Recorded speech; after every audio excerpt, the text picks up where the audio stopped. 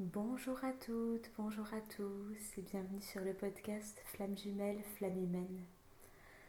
Très heureuse aujourd'hui de vous retrouver pour faire un épisode à la fois sur le sujet de la suradaptation et des masques, mais cet épisode fait suite logique avec l'épisode que j'ai posté samedi dernier sur la neuroatypie. Alors pourquoi? Parce que très souvent, dans ce parcours de flamme jumelle, quand on aborde le sujet de la suradaptation, on parle bien évidemment des 5 blessures de l'âme et des masques qui y sont associés et qui font en général ce comportement de suradaptation. Et je voudrais aujourd'hui apporter un complément, un autre regard et vous faire comprendre pourquoi notre nature de neuroatypique rajoute encore une couche à cette suradaptation et du coup quels sont les enjeux de bien se connaître, de bien se comprendre pour nous et dans le lien. Voilà, tout un programme. Je tiens à vous remercier d'abord du fond du cœur. Nous avons dépassé les 600 abonnés. Je ne me serais jamais attendue à ça quand j'ai ouvert cette chaîne.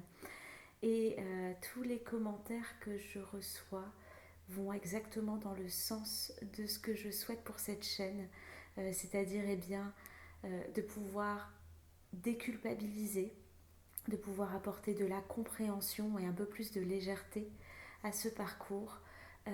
Et voilà, ces commentaires sont lumineux et me vont vraiment droit au cœur, donc un grand merci. Alors, le sujet du jour. Dans le parcours de flamme jumelle, la suradaptation, elle apparaît très très vite, puisque après la phase de reconnexion, où là finalement la source nous connecte à notre nous pleinement authentique, à notre âme, et donc il n'y a pas de masque, il n'y a pas de faux self, il n'y a pas de faux semblant entre l'un et l'autre. Et ça,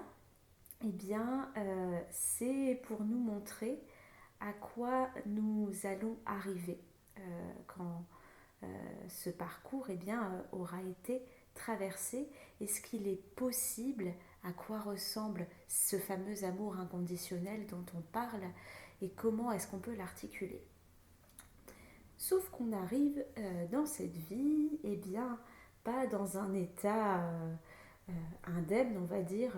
On a des bagages, parfois des grosses malles, avec dedans déjà tout le vécu qu'on a eu dans notre enfance, dans notre adolescence, dans notre vie d'adulte, avec les blessures qui ont été déclenchées, puisque je rappelle que tout le monde, parcours de flamme jumelle ou pas parcours de flamme jumelle, neurotypique ou neuroatypique, arrive sur Terre avec au moins 4 des 5 blessures de l'âme, c'est-à-dire la blessure de rejet, la blessure d'abandon, la blessure d'injustice et la blessure de trahison.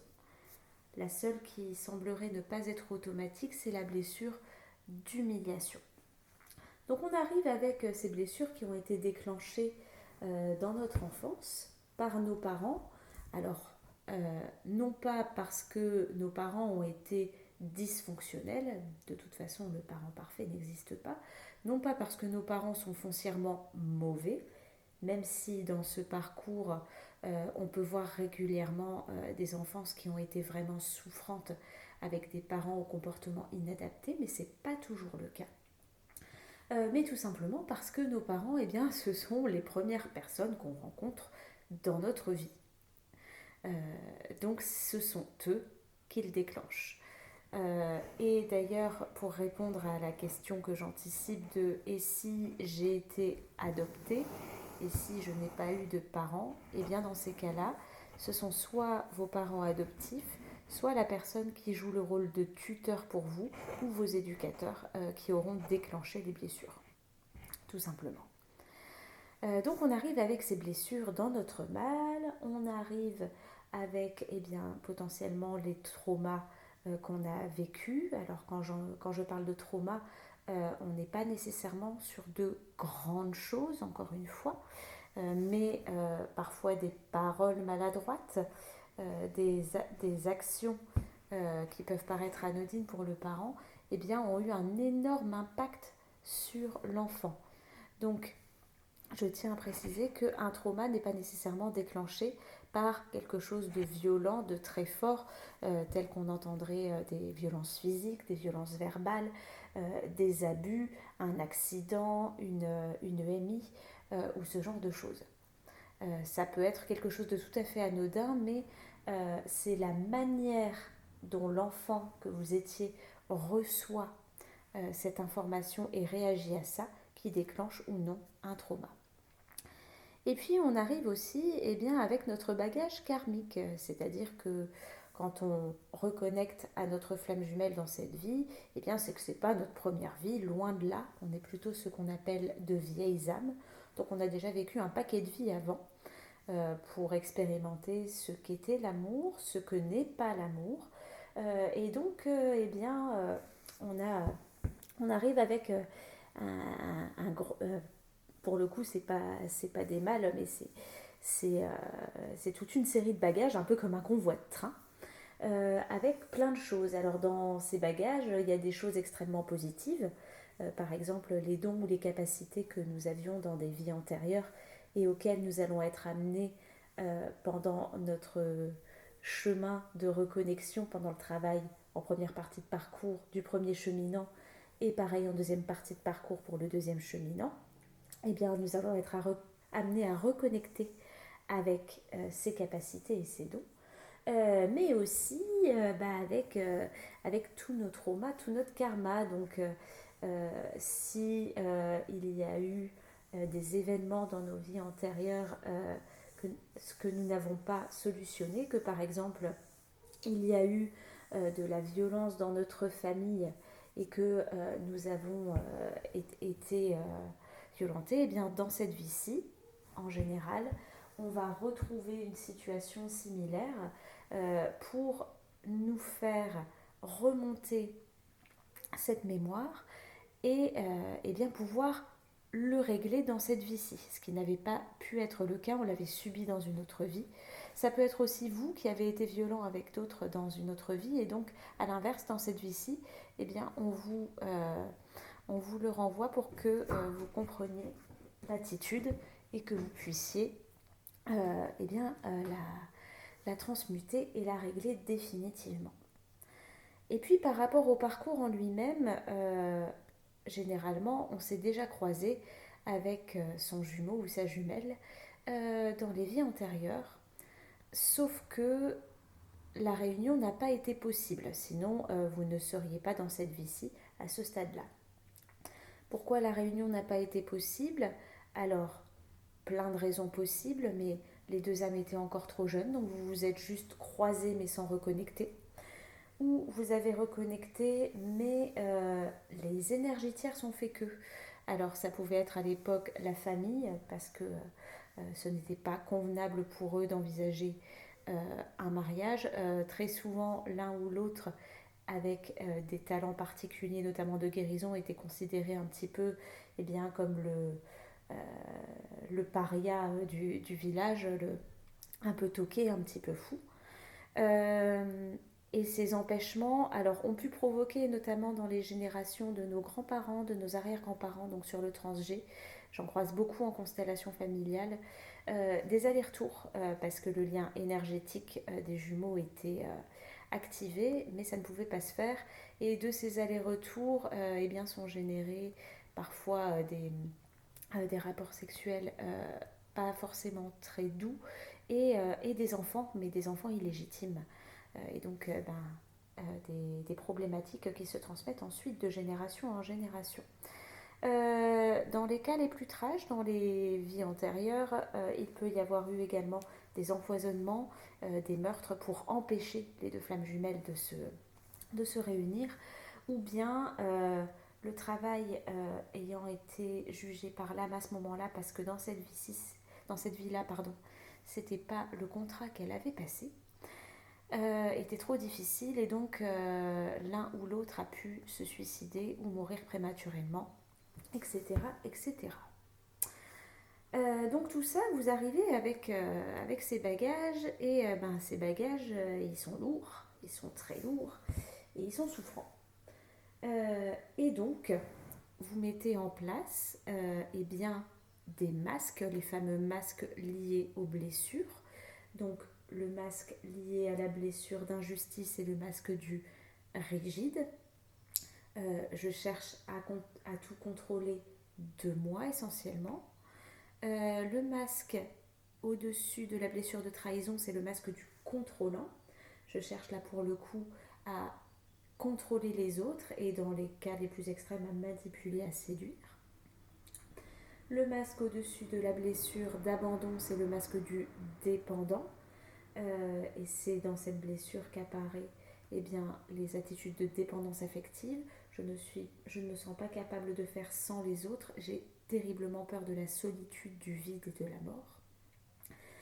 Et le masque au-dessus de la blessure de rejet, c'est le masque du fuyant. Donc c'est dans cette blessure que se cache le refus d'incarnation. J'aurais pas voulu être là, qu'est-ce que je fous dans cette vie? Et j'ai tellement peur d'exister pour ce que je suis tellement persuadée que je ne suis pas digne d'exister tel que je suis, et bien que je fuis par tous les moyens, que ce soit de la distraction, des addictions ou tout simplement, eh bien je m'éclipse. Et mon corps s'éclipse aussi. Donc tous ces masques, c'est déjà de la suradaptation. Et chaque être humain sur Terre, à un moment donné, met ce masque dans certaines situations, pas tout le temps, mais se suradapte déjà. Et vient se rajouter généralement dans ce parcours de flamme jumelle la suradaptation liée aux neuroatypies dont j'ai parlé dans le dernier podcast. Donc si vous ne l'avez pas écouté, je vous invite à aller faire un petit tour dessus et à l'écouter avant d'écouter celui-ci. Pourquoi est-ce qu'on se suradapte quand on est neuroatypique, particulièrement quand on ne se connaît pas ou qu'on n'a pas reconnu sa neuroatypie? Eh bien, parce que comme on n'est pas câblé comme tout le monde, on a beaucoup de mal à se comprendre déjà, de nous à nous. On s'en veut beaucoup et on ne correspond pas vraiment eh bien, à l'idéal qu'on s'est construit dans notre tête par rapport à ce qu'on pensait que les autres attendaient de nous, et puis par rapport à l'exigence qu'on a de nous à nous. Parce qu'il faut savoir que, notamment sur les profils HP ou TSA, on a énormément d'exigences, de perfectionnisme par rapport à tout ce qu'on dit, tout ce qu'on fait. Et comme notre cerveau n'est pas câblé de la même manière qu'un cerveau neurotypique qui fonctionne de manière plus linéaire, alors que le neuroatypique va plutôt fonctionner par arborescence, eh bien, on ne raisonne pas de la même manière, on n'agit pas de la même manière et on se juge par rapport à ça. Et puis, pour peu que les autres nous jugent ou nous renvoient des critiques dans la figure du genre mais t'es pas logique, tu te disperses dans tous les sens et puis tu vas jamais y arriver et puis t'es bizarre et encore là je suis gentille, eh bien on rajoute de la suradaptation pour essayer de faire comme les autres parce que on a l'impression, à juste titre, hein, d'être différent, mais au lieu de comprendre notre différence dans un premier temps et de faire avec et de l'assumer et d'opter pour un mode de fonctionnement qui nous convient, on essaye de faire comme les autres. À la fois parce que ça nous paraît plus normal et puis à la fois aussi pour se sentir accepté par les autres. Et donc cette suradaptation, quelque part, elle fait, je ne vais pas dire intrinsèquement parce que ce n'est pas une nature, mais elle fait partie de nous depuis notre plus tendre enfance, parce qu'on n'avait pas les clés tout simplement pour comprendre quand on était plus petit. Donc on a pris l'habitude, un peu comme un caméléon, eh bien, de s'adapter au maximum. Alors ça marche plus ou moins bien selon les profils, selon la neuroatypicité. Souvent ça marche pas très bien d'ailleurs. Mais bon, on a le sentiment nous-mêmes que c'est pas pire que d'assumer sa différence et que finalement, même alors que ça génère plus de souffrance, mais notre mental, ça le rassure parce que c'est une habitude, que ça, il connaît. Et donc, il préfère rester dans ces fonctionnements-là. Si je prends l'hypersensibilité également, eh bien un hypersensible qui va se suradapter, par exemple, c'est un hypersensible qui déteste le bruit, mais qui, pour socialement être accepté par les copains quand il est jeune, eh bien va accepter d'aller en boîte de nuit, dans un bar avec de la musique très forte, énormément de monde, et qui va le fatiguer énormément. Ça aussi, c'est une forme de suradaptation. Et donc, bien évidemment, quand on reconnecte avec son jumeau ou sa jumelle, après cette fameuse période de lune de miel, les dysfonctionnements arrivent et ces mécanismes de suradaptation qui sont déjà bien installés depuis des années, eh ben, il n'y a pas de raison qu'ils ne soient pas là. Sauf que, puisque ce n'est pas une relation lambda et que l'autre, dans un premier temps, est là pour éveiller en nous eh bien, tout ce qui dysfonctionne, tout ce qui n'est pas notre moi authentique, eh bien, il va les pointer, ces dysfonctionnements. Voire, il va les amplifier, pas parce qu'il a envie de vous faire mal, mais parce que il a besoin, la source le pousse à faire en sorte que la lumière soit tellement forte, quelque part, c'est comme si vous mettiez un gros clignotant rouge avec le panneau attention, vous savez, qu'on met avant les passages piétons sur les écoles. Ben, il active un double ou un triple panneau rouge pour être sûr que vous avez vu le dysfonctionnement et que vous puissiez travailler dessus. Et ça se fait de manière inconsciente.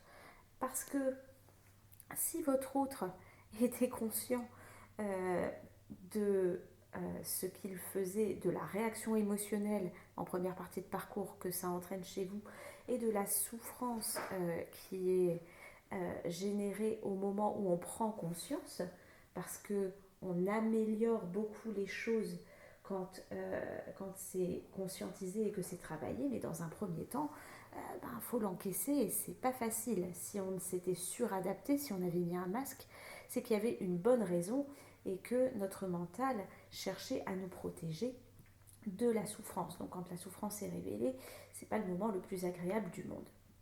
C'est le moins qu'on puisse dire dans ce parcours. Mais donc s'il avait conscience de ça, eh ben, il ne le ferait pas. C'est pour ça qu'il a ce fameux bouton on-off et que notre autre est dissocié de ses propres émotions pour éviter la souffrance, mais au moment où il appuie sur nos blessures, il est aussi dissocié de son ressenti pour ne pas sentir qu'il nous fait mal, parce que sinon il ne pourrait pas jouer le rôle que la source lui a demandé de jouer. Ce rôle que nous jouerons d'ailleurs dans un deuxième temps, en deuxième partie de parcours, après notre positionnement et avoir suffisamment travaillé sur nos blessures, ou cette fois-ci en deuxième partie de parcours, eh bien, c'est nous qui allons devenir éclaireurs de l'autre et qui allons activer ces fameux petits panneaux attention. Comment est-ce qu'elle se manifeste, cette suradaptation, concrètement dans le parcours? Eh bien, dans la première partie de parcours, le chaser, premier cheminant, va, par exemple, se suradapter au niveau de son emploi du temps. C'est-à-dire qu'il va faire en sorte de se rendre toujours disponible pour l'autre, même si pour ça, il doit bouger 10 rendez-vous, que ça chamboule complètement ce qu'il avait prévu, qu'il doit s'engueuler avec d'autres personnes, peu importe. Il y a cette forme irrépressible d'attraction qui fait qu'il va tout mettre en œuvre pour se plier en quatre pour l'autre. Ce que l'autre ne fera pas et qui va générer de l'incompréhension, de la colère et de la tristesse chez le chaser. Mais pourquoi est-ce que l'autre ne le fait pas? Justement pour le mettre face à ce comportement dysfonctionnel qui va trop loin dans la suradaptation. La suradaptation, ça va être d'accepter tout et n'importe quoi de la part de tout le monde, mais aussi de la part de son autre. Des paroles blessantes, même si je rappelle que l'autre ne le fait pas exprès, et c'est ce qui détermine la différence entre un parcours de flamme jumelle et une relation karmique ou toxique.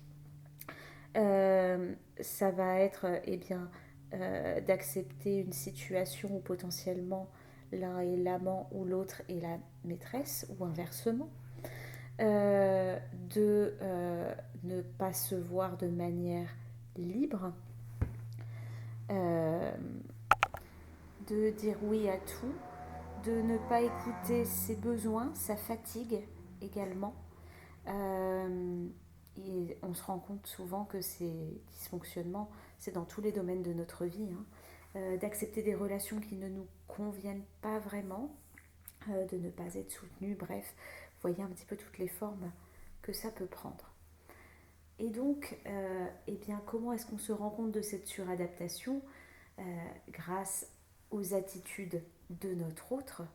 Et en ça, même si c'est souffrant, même si ça génère des émotions très très fortes, eh bien, avoir cette conscience que, un, l'autre ne le fait pas exprès, que deux, ce n'est pas son intention, il y est poussé, que trois, il n'en a pas conscience, ça permet, une fois que la colère et la tristesse ont été accueillies, et j'insiste bien sur cette phase, de pouvoir comprendre, pardonner et surtout se centrer sur soi et ce qu'on a à travailler.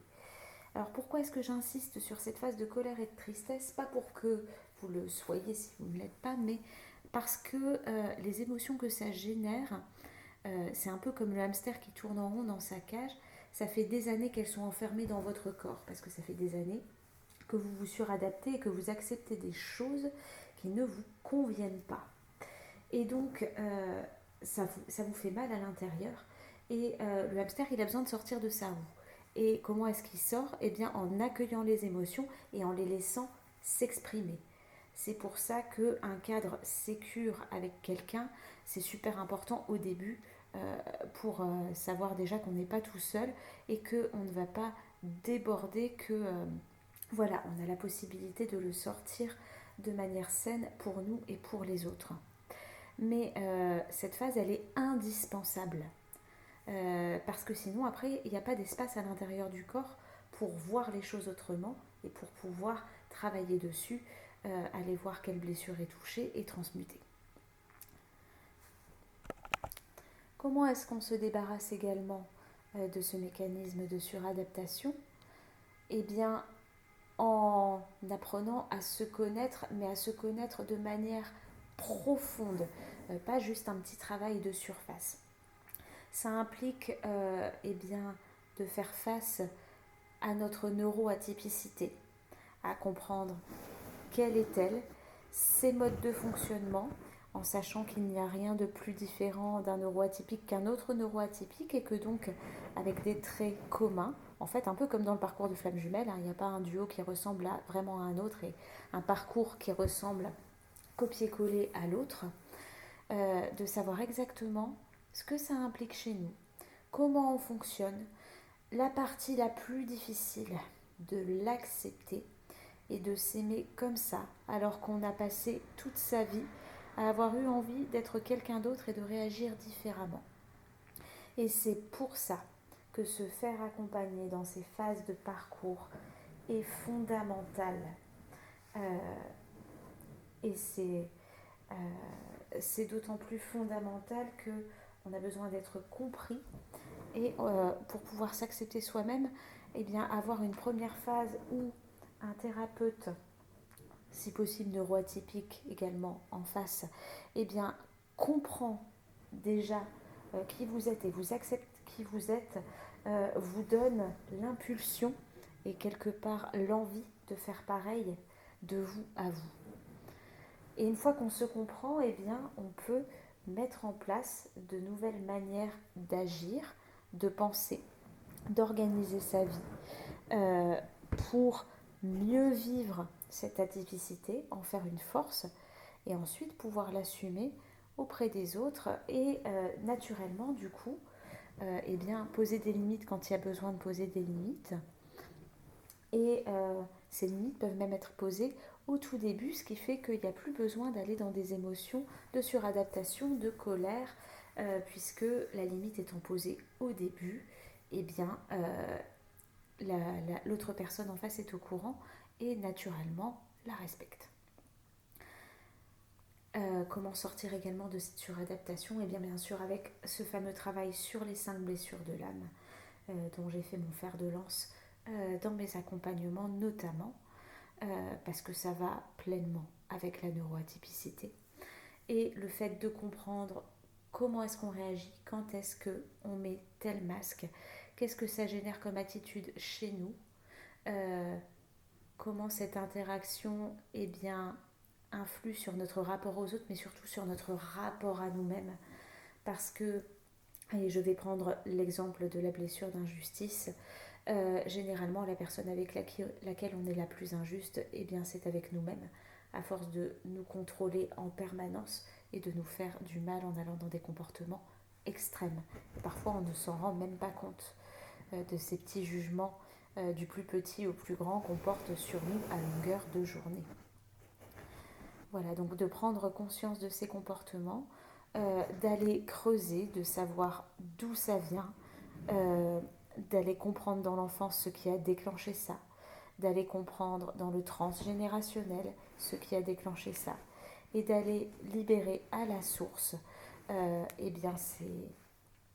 ces événements marquants pour pouvoir avoir la charge émotionnelle qui sort définitivement, qui se libère. Et donc, quand vous retomberez sur une de ces situations, vous ne réagirez plus de la même manière. Et à partir de là, vous pouvez envisager d'agir autrement et d'agir à partir de votre cœur et non plus à partir de l'émotionnel qui était encore très réactif, mais qui n'était pas vous aujourd'hui qui réagissez, qui était l'enfant en vous de 3, 4, 5 ans qui réagissait. Et c'est tout le fond du travail avec un thérapeute également. Voilà, une fois qu'on s'est occupé de cette suradaptation, bien sûr, on se rapproche de plus en plus de son moi authentique.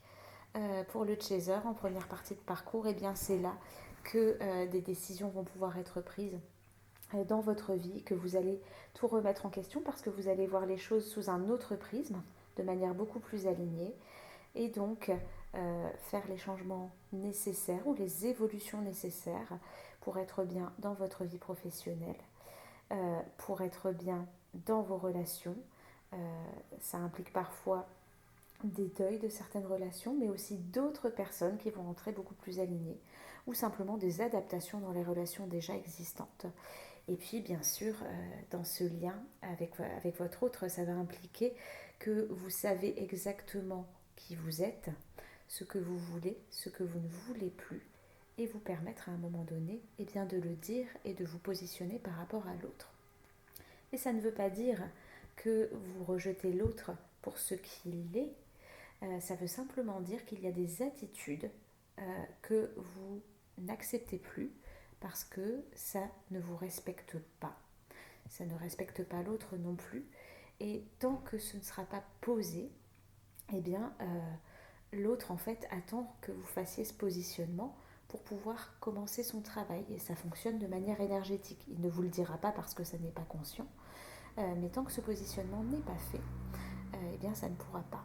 Et donc, si vous cherchez désespérément un équilibre, par exemple, en vous-même, dans une situation où vous êtes la maîtresse, que l'autre est toujours dans son couple et qu'il ne manifeste pas l'envie de prendre une décision pour le quitter, tant que vous chercherez désespérément un équilibre en trouvant des solutions un peu de bric et de broc pour ajuster ça, ça ne fonctionnera pas. Même s'il peut y avoir des améliorations, des ouvertures de cœur parce que l'autre bouge, ça fera des allers-retours, il va y aller et puis il va plus y aller, il va y aller, il va plus y aller. Et donc ce positionnement à un moment donné est vraiment très important. Et parfois vous êtes aidé dans ce parcours par l'énergie tierce qui, elle aussi, se rend compte et donc va faire en sorte de mettre l'autre face à ses responsabilités. Ça peut arriver. Ça n'est pas toujours le cas, mais ça peut arriver. Donc voilà, plus les mécanismes de suradaptation sont identifiés, plus vous avez travaillé sur vos masques, plus vous travaillez à vous connaître et vous accepter pleinement dans votre différence, dans votre atypicité, moins vous souffrez bien, de l'adaptation que vous faisiez à l'extérieur, plus vous apprenez à fonctionner dans le respect et dans l'amour de vous-même, et plus vous avancez sur ce parcours, et plus vous permettez aussi énergétiquement à l'autre d'avoir un éclaireur devant lui et de faire le travail qui est nécessaire au moment où où c'est juste pour lui, de le faire, que vous soyez en contact ou non. Mais encore une fois, l'idée c'est vraiment de vous centrer sur vous, parce que la finalité de ce parcours, ce n'est pas nécessairement la réunion avec l'autre, ça c'est pas nous qui décidons du contrat d'âme qui a été passé, mais c'est la réunion avec nous-mêmes. Et donc quel que soit le scénario, l'idée c'est que nous soyons suffisamment bien et épanouis dans notre vie pour accueillir tout le champ des possibles, tout ce qui se présente, une réunion avec l'autre ou pas. Voilà pour aujourd'hui. J'espère ne pas avoir été trop long, mais j'avais pas mal de choses à dire. J'ai passé une semaine et demie d'intégration où je n'ai pas publié de podcast, mais j'ai l'impression que l'intégration a fait son chemin et que du coup j'avais plein de choses que j'avais envie de vous partager. Donc j'espère que ça a été clair, que ça peut vous aider sur ce parcours. N'hésitez pas encore une fois à partager en commentaire ce que ça vous inspire, là où vous en êtes, si vous avez des questions, des besoins, des suggestions pour les prochains podcasts. Et si vous avez besoin de vous faire accompagner pour y voir plus clair et avoir un regard extérieur sur votre neuroatypicité, comment l'accepter et comment travailler sur ces blessures pour arrêter ce mécanisme de suradaptation, je vous invite à consulter, si ça vous a parlé, mes accompagnements pour le mental, pour le cœur, pour le corps, les trois reliés, sur mon site internet qui est en barre de description. Je vous souhaite le meilleur, je vous embrasse et je vous dis à très vite pour un prochain épisode.